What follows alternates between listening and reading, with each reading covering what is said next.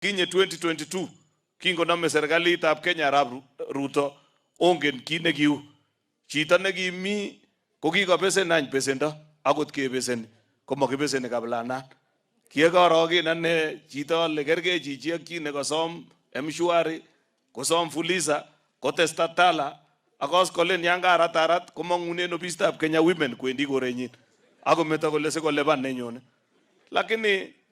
en toretetab Jehova kenyisiek chukoche oeng cheta kokokilgei serikali kowekta denisiet akonamda uchumi konamchi ngweny komie. Aka nguni ngeng'ololi en kenyini eb somok kebendi nebo ang'wan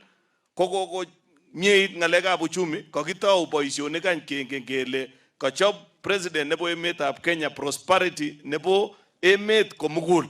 ako mo nebo besendo nebo ng'omnotet ako kakipangan boisionikab olieb gaa keker kele ortinwek chu kikakimwa chu kamwae wajumbe kuni kamwae mheshimiwa Kirwa kole kikemwa betusiek chechang stimet beek ne boisionik chon tugul kokateta komie kingen kele mi Jehova kobotech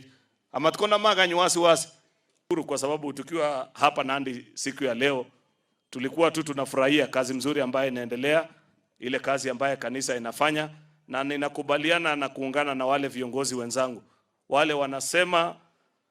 ile njia mbadala ambayo rais ametafuta ya kuleta maendeleo kwa taifa yetu kupitia process ya privatization,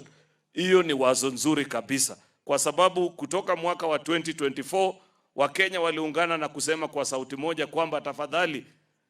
mambo ya ushuru imefika pahali ambapo tunaweza tafuteni njia nyingine, njia mbadala ambaye tunaweza kuleta maendeleo katika taifa letu. Na ndiposa rais aliketi chini akafanya mpango mzuri, akaangalia kwamba kuna viwanda vingi vya serikali ambaye vikiwekwa mikono